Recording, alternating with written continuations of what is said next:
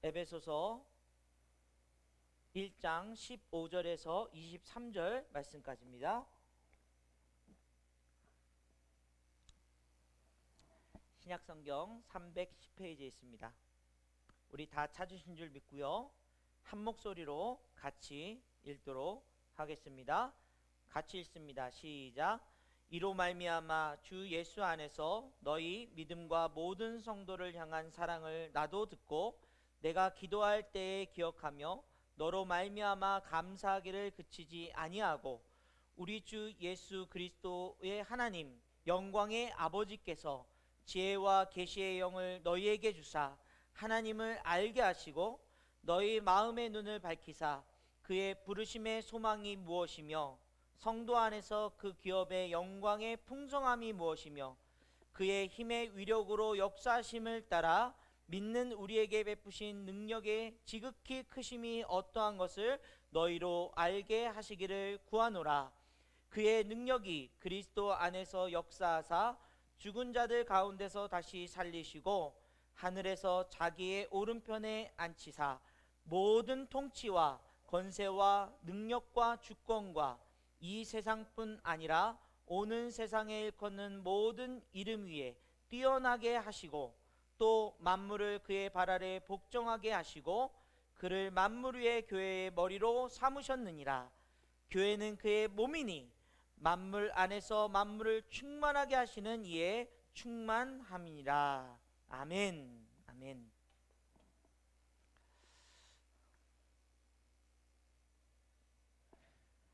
그리스도인으로서 산다는 것은 어떤 의미일까요?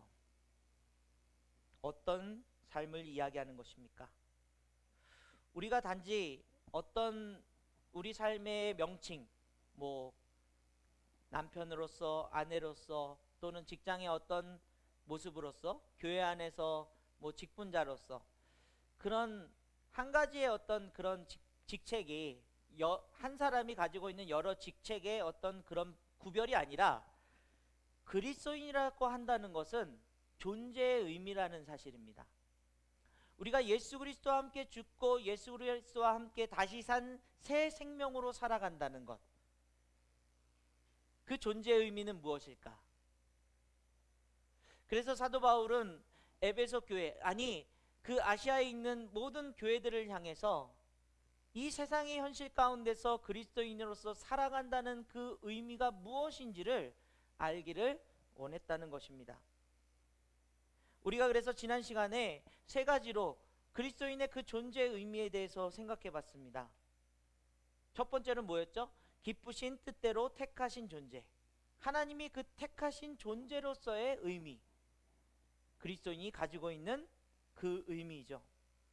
두 번째로서는 그 은혜로 죄사함을 받은 존재, 의미, 우리는 예수 그리스도의 피로 죄사함을 받은 존재들이라는 것입니다. 그 다음 세 번째로 그의 영광과 찬송이 되는 존재의 의미, 하나님께 영광이 되고 찬송이 되는 존재라는 사실. 그리스도인으로서 산다는 것, 그 존재의 의미를 알아야, 그 존재 어떤 존재인지 알아야 우리의 삶을 살아가는 데 있어서 그 기준과 목적과 그 뜻이 이루어진다는 사실입니다. 예수 그리스도를 나의 구주로 고백한 그 그리스도인이 바로 하나님의 거룩한 백성들이고 하나님의 자녀들로 살아가야 되는 그런 삶의 의미를 가지고 있다는 것이죠. 그래서 사도 바울은 오늘 본문을 통해서 그 삶의 의미가 무엇인지, 어떻게 살아야 되는지에 대한 물음을 우리에게 던지고 있습니다. 우리가 이제 에베소서 뒷부분에 가게 되면 실제적인 삶의 의미들에 대해서 우리가 이야기 나눌 것이고요.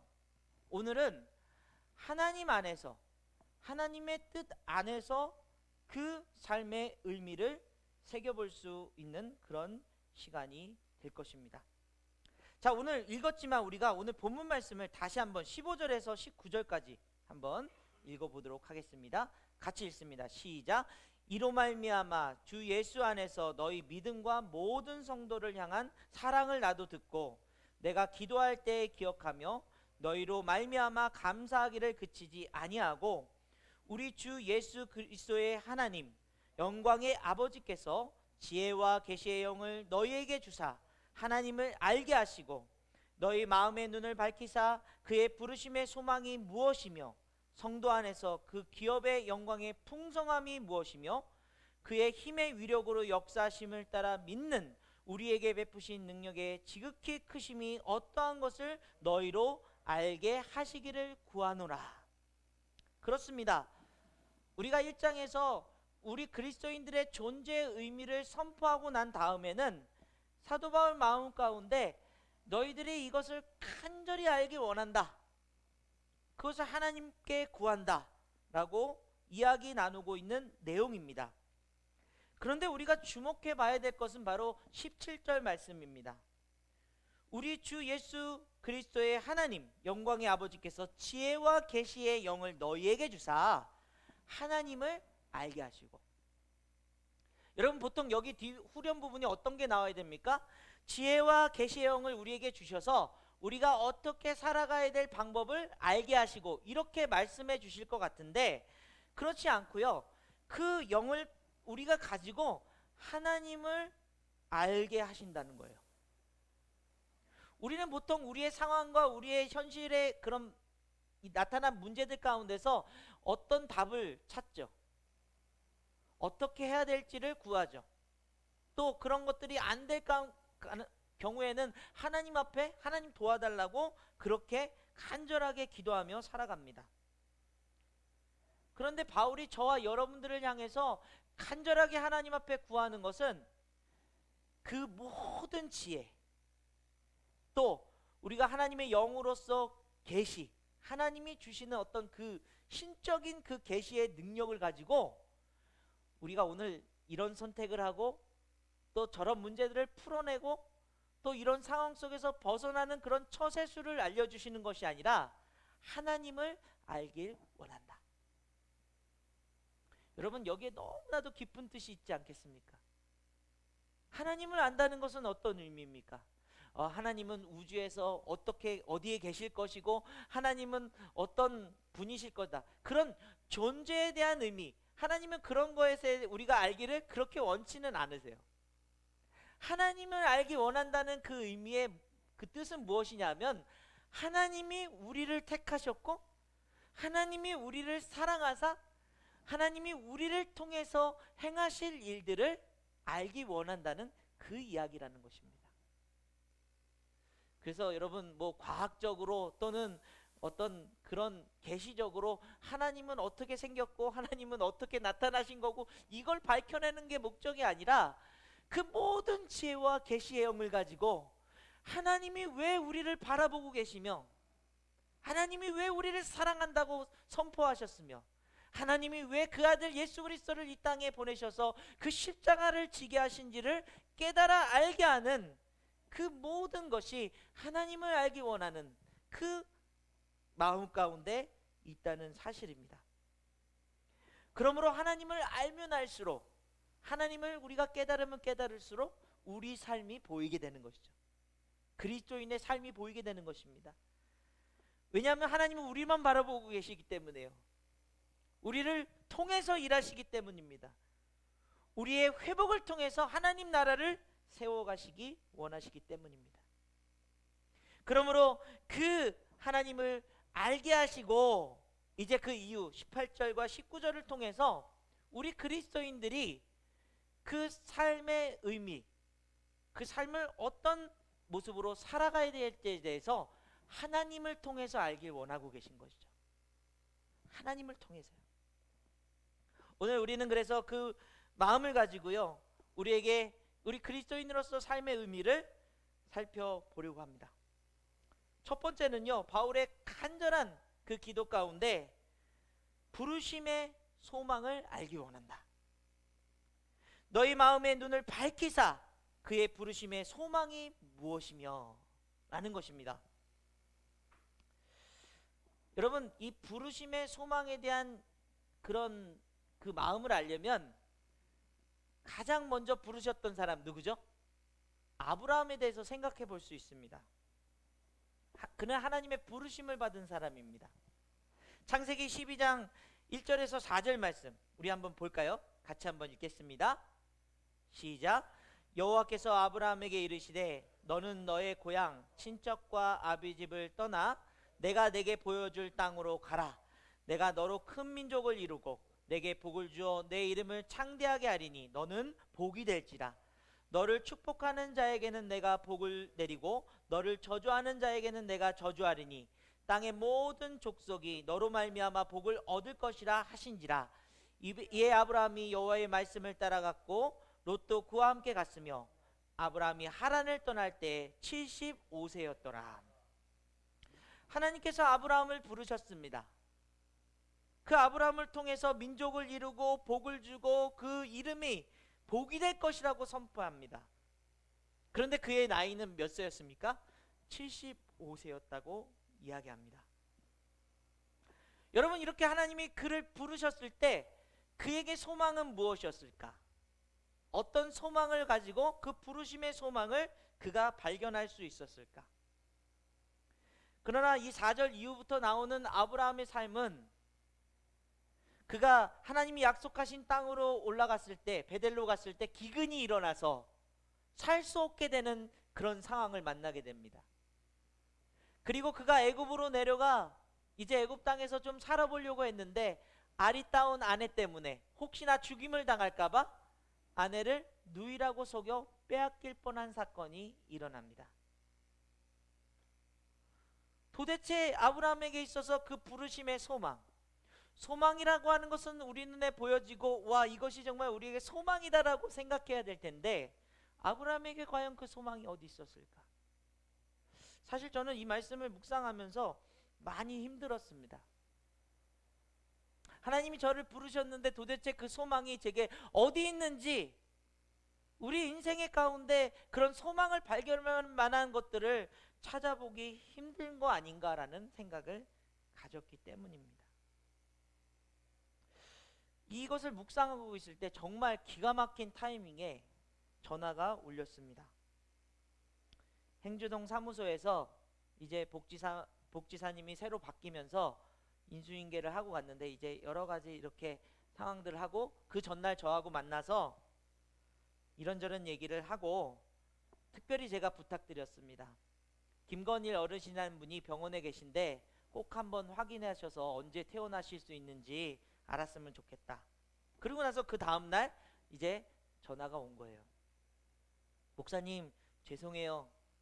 제가 이렇게 늦게 이렇게 연락하는 바람에 병원에서 이미 돌아가셨고 무용고자라는 이유로 화장을 다 마치고 끝난 상태입니다.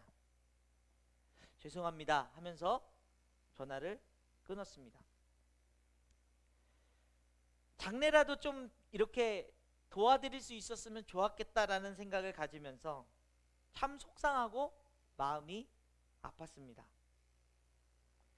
그분을 1년 남짓 이렇게 제가 도시락을 드리면서 봐왔던 모습은요, 비록 그 비좁은 공간에서 사시면서도 농담도 잘하시고 활짝 웃으시는 분이셨습니다.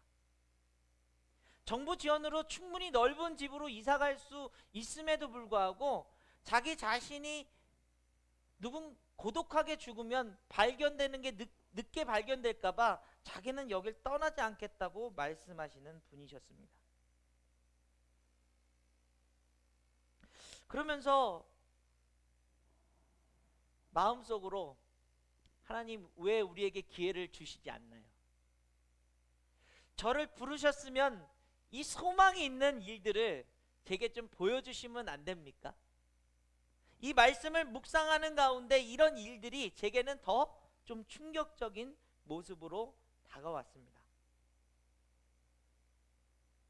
그러면서 그 마음을 제가 하나님 앞에 내려놓고 제 생각, 제 마음이라면 하나님 용서해 주시고 알게 해주세요 기도할 때에 문득 그분의 모습이 제 마음속에 떠올랐습니다. 비록 병원에 계셨지만 고독하게 마지막을 보내지 않으셨을 거라는 생각이 들었습니다. 비록 아픈 육신이었지만 병원에 있는 분들을 통해서 아마 위로를 받았을 것이라 생각되었습니다. 그러면서 하나님이 부르신 소망, 우리가 근데 놓치면 안 된 그 분은 무엇입니까? 그 앞에 우리의 눈을 밝히사.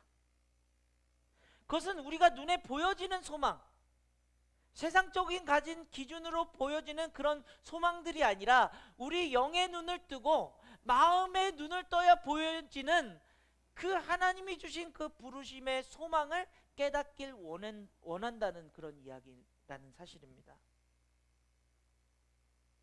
그리고 다시 아브라함을 묵상했습니다. 그는 비록 자기 친척 아비집을 떠나 하나님의 그 부르심을 받고 살아가는 그 과정들이 기근도 오고 아내도 뺏길 뻔하고 여러 가지 어려운 상황 속에 있었지만 하나님이 그를 부르셨다는 그 사실을 믿고 걸어갔던 인생이었다는 사실을 발견하게 됩니다. 그러면서 제 마음속에 그렇구나, 하나님이 부르심의 소망, 그것은 바로 우리 자신이라는 사실이죠.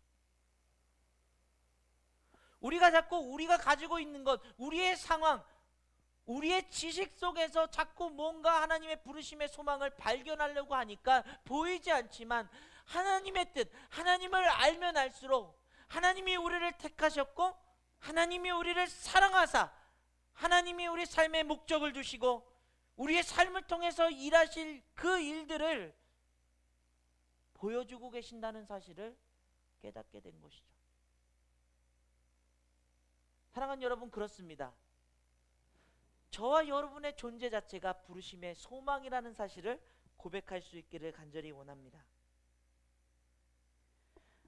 하나님이 우리를 택하셨기 때문에, 하나님이 우리를 사랑한다 선포하셨기 때문에, 그 사랑을 말로서만이 아니라 십자가를 통해서 완전히 이루셨기 때문에 우리를 통한 하나님의 부르심은 저와 여러분의 삶의 그 존재를 통해서 또 저와 여러분의 삶의 그 순간순간을 통해서 이루고 계시는 소망이라는 사실을 발견하게 되는 것입니다. 저와 여러분이 비록 그 어르신처럼 세상에서는 별 소망 없는 인생을 살았다 할지라도 그 인생의 존재 자체를 하나님이 사랑한다고 말씀하신다면 누구도 그 인생이 실패했다, 누구도 그 인생이 잘못됐다, 누구도 그 인생이 못나고 슬픈 인생이다 말할 수 없다는 사실을 깨달을 수 있기를 간절히 원합니다. 왜요? 하나님의 소망이 있는 사람이기 때문이에요. 그러므로 우리는 그 하나님의 소망을 가지고 우리의 인생을, 나는 어떤 인생? 소망이 있는 인생. 하나님이 날 부르셨으니, 하나님이 계획하셨으니, 하나님이 이루실 것이라는 믿음을 가지고 살아가는 인생. 여러분, 아브라함의 삶을 보십시오. 그 인생에는 계속해서 굴곡이 있지만 그는 하나님의 그 부르심의 약속을 잊지 않았습니다. 그가 이삭을 낳았을 때 여러분, 그 민족이 이루어졌습니까? 아니죠. 아들 한 명 난 거잖아요. 그런 상황 속에서도 하나님의 그 부르심에 대한 소망이 그를 통해서 이루어질 것이라는 사실을 믿음으로 고백하며 살아가는 인생, 바로 우리 그리스도인들의 삶의 의미는 바로 그것입니다. 세상이 여러분들의 가치를 판단하고 지어주는 것이 아니라 하나님이 여러분의 가치를 인정해 주시는 것, 그 안에서 여러분의 삶이 있고 소망이 있고 하나님의 뜻을 이룰 것을 고백하며 살아가는 저와 여러분 되길 간절히 원합니다. 두 번째는요, 그 기업의 영광의 풍성함이에요. 여러분, 성도 안에서 그 기업의 영광의 풍성함이 무엇인지를 알기 원합니다. 우리 삶의 의미를 통해서요. 쉬운 성경은 이렇게 말합니다. 하나님의 백성에게 약속하신 복이 얼마나 풍성하고 놀라운지 깨닫도록 기도하고 있습니다. 구약에서 기업이라는 것은요, 하나님이 주신 땅을 이야기합니다. 그래서 가나안 땅, 그 땅이 하나님이 주신 기업이에요. 그러나 예수 그리스도를 통해서 그 기업은 예수님 자신이고 또 예수님이 우리에게 허락하신 하나님의 나라라는 사실을 우리는 알고 있습니다. 하나님의 나라를 살아가면서 우리에게 주어진 삶의 모든 것들이 하나님이 우리에게 주신 풍성한 기업이라는 사실을 고백하며 살아가는 것이죠. 여러분, 그런데 여기서 오해가 발생해요. 우리에게 주어진 것들은 무엇입니까? 뭐 자녀들이 있고 남편 아내, 집에 차도 있고 또 뭐 집도 있을 수 있고 없을 수 있고요. 뭐 건강이 있을 수 있고, 또 그런 주어진 기업들에 대해서 야, 이것이 하나님이 내게 풍성하게 주어졌을 때 그 기업을 내가 살아간다 라고 생각하는 경우가 있다는 거예요. 그런데 문제는 다른 사람과 비교가 되잖아요. 다른 사람은 저렇게 풍성하게 잘 지내는데 왜 우리는 항상 부족하고 또 그 부족한 것 때문에 뭔가 애를 써야 되고 걱정해야 되는 그런 삶을 살고 있는가? 그런데 여러분, 그것이 축복의 주체가 아니라는 사실을 알아야 되는 거죠. 그것이 만약에 정말 하나님이 주신 기업의 기준이라면 불공평한 삶을 살아간다고 여길 때 여러분, 하나님께 감사할 수 있겠습니까? 왜 저 사람은 되고 나는 안 될까요? 그러나 여러분, 우리가 하나님 나라에서 우리에게 주신 기업은 물질의 양이나 어떤 삶이 잘 되어가는 것만을 이야기하는 것이 아니라는 것입니다. 왜냐하면 오늘 본문을 보세요. 그 기업의 영광의 풍성함이라고 얘기하고 있기 때문이에요. 그 모든 영광은 하나님이 영광을 받으시는 것을 이야기합니다. 그러나 하나님은요, 모든 물질의 주인이시기 때문에 돈 때문에 영광을 받으시고 또 우리가 가지고 있는 무엇 때문에 영광을 받으시는 것이 아니라 하나님이 주신 하나님 나라의 그 가치와 그 놀라운 뜻을 통해 살아가는 삶의 모습을 통해서 받으시는 그 영광이라는 사실을 우리는 알아야 된다는 것입니다. 여러분, 이게 어떤 의미인지, 아브라함은요, 롯과 함께, 그 조카와 함께 이제 자신의 고향 땅을 나왔지 않습니까? 그런데 그들이 함께 지내면서 지낼수록 점점 사람들이 많아지니까 다툼이 일어나는 거예요. 그때 아브라함의 선택을 한번 우리 읽어보겠습니다. 13장 5절에서 9절 말씀 같이 한번 보겠습니다. 시작. 아브라함의 일행 롯도 양과 소와 장막이 있으므로 그 땅이 그들의 동거하기에 넉넉하지 못하였으니 이는 그들의 소유가 많아서 동거할 수 없었음이니라. 그러므로 아브라함의 가축의 목자와 롯의 가축의 목자가 서로 다투고 또 가나안 사람들 브리스 사람도 그 땅에 거주하였는지라. 아브라함이 롯에게 이르되 우리는 한 친족이라 나나 너나 내 목자나 내 목자나 서로 다투게 하지 말자. 내 앞에 온 땅이 있지 아니하냐. 나를 떠나가라. 내가 좌하면 나는 우하고 내가 우하면 나는 좌하리라. 여러분, 만약에 아브라함이 하나님이 주신 기업이 양들이고 그 소유였다면 아마 그 기업의 풍성함을 위해서 야, 네가 조카니까 나는 내가 원하는 땅으로 갈 거야. 너 그동안 나 때문에 잘 지냈으니까 네가 하는 것도 나한테 좀 줘. 왜? 하나님의 기업이 풍성함이 자신에게 있기를 원하기 때문이죠. 그러나 하나님의 기업의 영광의 풍성함이라면 하나님이 기뻐하시고 하나님이 받으시는 그 기업이 무엇인지를 아브라함은 알고 있었다는 거예요. 그렇기 때문에 조카에게 이야기합니다. 네가 좌하면 나는 우하고 네가 우하면 나는 좌하겠다. 여러분, 이것이 바로 아브라함이 느끼는 저와 여러분들의 삶 속에서 그 의미를 찾아야 되는 기업의 영광의 풍성함의 삶이라는 사실입니다. 롯이 좋은 땅을 고른다 할지라도 아브라함은 그 반대 땅에 가서 하나님이 내게 주신 그 기업에 영광을 돌릴 만한 것들이 얼마든지 내 삶에 풍족하게 이루어질 수 있음을 선언하며 살아가는 인생들이에요. 그리스도인의 삶이라는 것입니다. 여러분, 그러므로 기업은 물질에만 있는 것이 아니라 우리 삶을 통해서 하나님이 주신 소망이 있고 하나님이 주신 감사가 있고 하나님이 주신 우리 삶의 그런 천국의 가치를 누릴 만한 것들이 우리 안에서 풍성하게 이루어질 수 있기를 간절히 원합니다.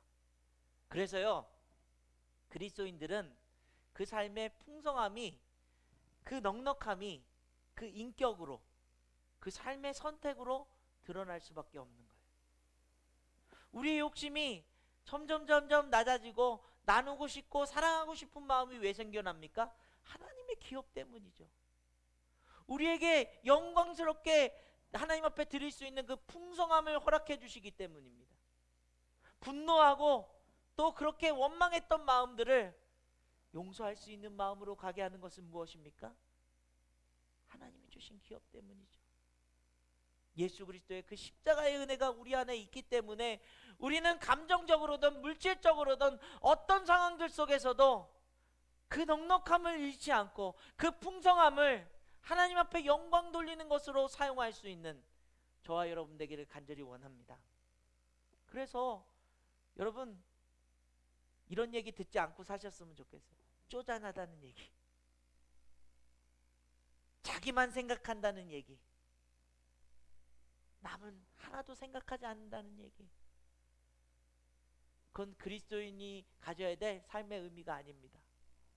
하나님이 우리에게 넉넉하게 주시는 그 기업을 누리지 못하는 삶입니다.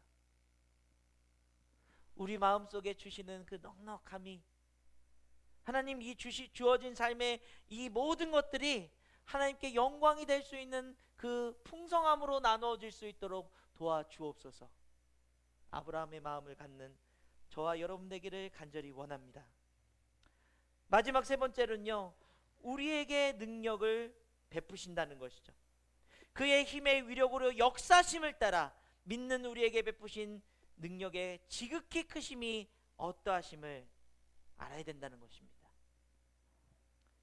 여러분, 아브라함이 하나님의 그 부르심의 소망을 가지고 하나님이 주신 그 기업의 풍성함을 따라 살아가면서 그는 항상 하나님이 그 역사되어지는 그 길 가운데 그의 삶의 목적과 그의 의미를 찾아가고 있었습니다. 그 결정적인 그 마음을 표현할 수 있었던 때가 언제냐면 바로 아들을 드리는 장면이었어요. 창세기 22장 7절과 8절 말씀을 같이 읽습니다. 우리 같이 읽겠습니다. 시작. 이삭이 그 아버지 아브라함에게 말하여 이르되 내 아버지여 하니 그가 이르되 내 아들아 내가 여기 있노라. 이삭이 이르되 불과 나무는 있거니와 번제할 어린 양은 어디 있나이까? 아브라함이 이르되 내 아들아 번제할 어린 양은 하나님이 자기를 위하여 친히 준비하시라 하고 두 사람이 함께 나아가서, 여러분, 하나님이 그의 인생을 부르셨고 그의 소망이 그 자신이라는 사실을 깨닫고 살아가면서 하나님이 주신 기업들이 하나님께 영광이 돌리는 풍성함으로 그는 나눌 수 있었던 삶을 살아가면서 그가 그 삶에 그 역사되어지는 그 길에 하나님이 인도해 주실 것을 믿고 걸어가는 결정적인 장면이 하나님이 자기를 위해서 친히 준비할 것이다, 아들을 바치라고 하는 하나님의 그 명령 앞에 하나님을 신뢰하는 믿고 나가는 마음으로, 여러분 100세에 얻은 아들이죠. 하나님이 축복해 주시겠다고 하는 결정체인 그 아들을 하나님 앞에 드려야 되는 그 상황, 여러분 조금 감이 오십니까? 그러나 그는 그에게 베푸신 능력이 얼마나 크신 줄 알기 때문에 기꺼이 하나님 앞에 나아가며 그의 삶을 드리고 있습니다. 우리 그리스도인들의 삶은요, 예수 그리스도를 통해서 새롭게 시작된 그 삶의 길을, 그 역사를 우리는 목격한 사람들입니다. 십자가의 그 은혜를 통해서 우리는 죄의 방향에서 이제는 생명의 방향으로 옮겨졌고, 그 능력의 크심을 따라 하나님이 우리를 한 걸음 한 걸음 인도해 나가실 것을 믿음으로 고백하며 걸어가는 사람들입니다. 그러므로 우리에게 베푸신 큰 능력이, 우리를 구원해 주신 능력이 우리에게 있기 때문에 우리가 걸어가는 발걸음마다 일어나는 그 문제와 상황들 속에서 더 크신 분이 누구라는 것을 기억해야 됩니까? 하나님이라는 사실이에요. 요즘 들어 여러분 죄송해요. 제가 한국교회에 일어나는 상황들을 뭐 새벽 예배 때든 가끔 얘기해요. 아, 그런 얘기 안 했으면 좋겠어 생각하시는 분들도 있어요.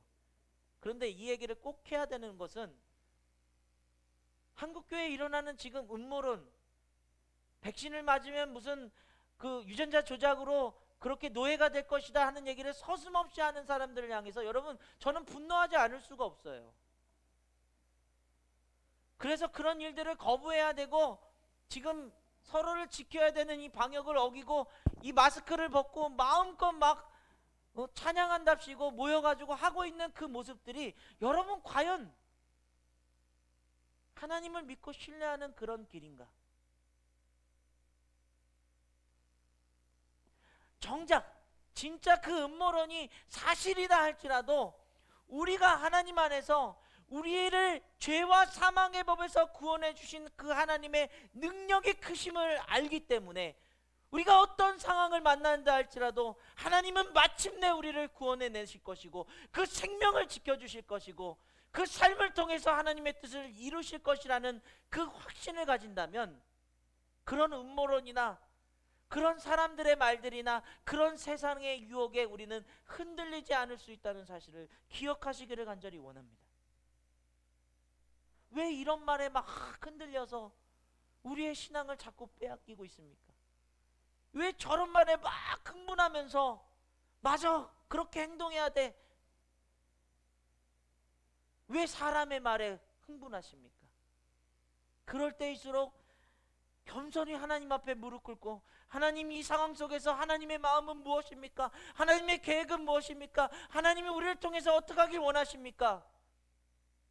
그렇게 물을 수 있는 저와 여러분의 삶이 되기를 간절히 원합니다. 왜요? 우리를 구원하신 그 능력이 어마어마하게 크시다는 것을 우리는 고백했기 때문에요. 여러분, 생명을 구원해 주셔서 우리를 생명을 지켜주시겠다고 하는데 지금 살아가면서 일어나는 조그만 일들에 우리는 흔들릴 수 없는 사람들이지 않습니까? 그것에 흥분해서 우리의 뭐 그런 것들을 하나님의 마음이 아닌 세상 것들로 채울 수 없는 것이 우리의 삶이 아닙니까?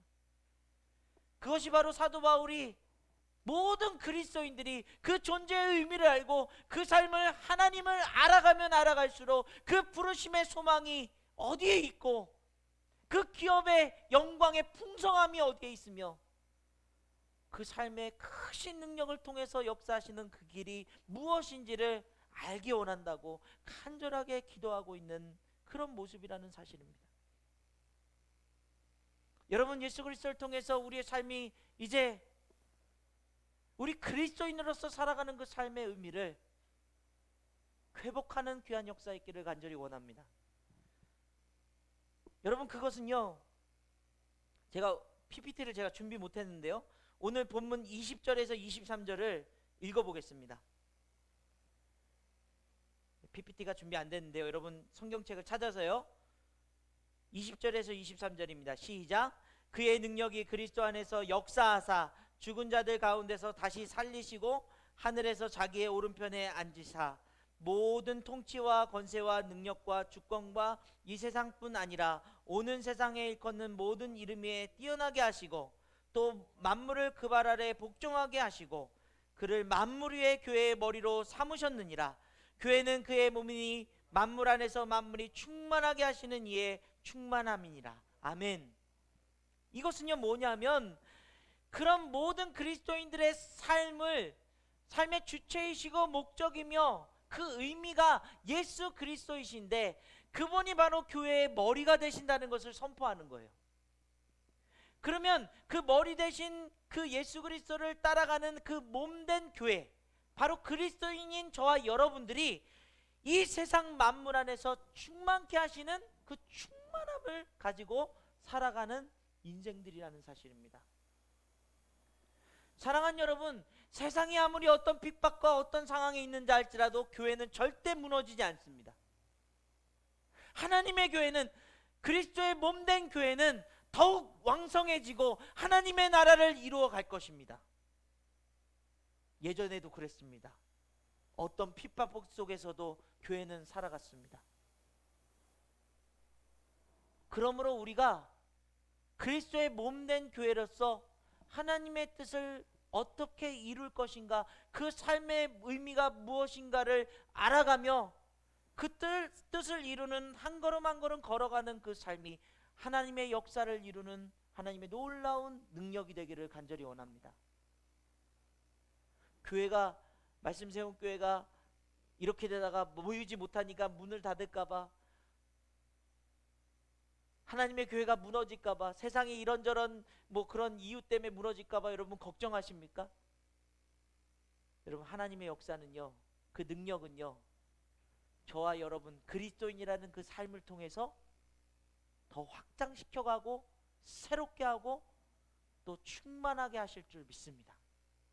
그 역사를 이루는 그 믿음을 가지고요, 여러분 세상의 소리에, 그런 세상에 우리를 넘어뜨리려 하는 고소리에 흔들리지 마시고 주님의 몸된 교회가 여러분 자신을 통해서, 그 삶을 통해서 이루어지길 원합니다.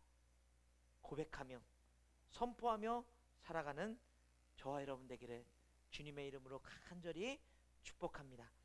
오늘 우리 찬양, 우리 매주마다 부르겠죠. 여러분, 이 찬양을 왜 매주마다 부르는지 에베소서 말씀이 다 끝나갈 때쯤은 확실하게 느끼게 될 것입니다. 우리는 주님의 움직이는 교회들입니다. 우리 그리스도인들은요, 주님의 교회예요. 주님의 몸입니다. 그 그리스도인의 삶을 통해서 이 땅에 성전이 세워져 가야 됩니다. 하나님의 나라가 임해야 됩니다. 하나님의 그 뜻이, 그 거룩함이 우리 삶을 통해서 드러나야 됩니다. 우리의 존재의 의미, 우리의 삶의 의미, 그것을 통해서 하나님의 역사를 이루실 그날을 기대합시다.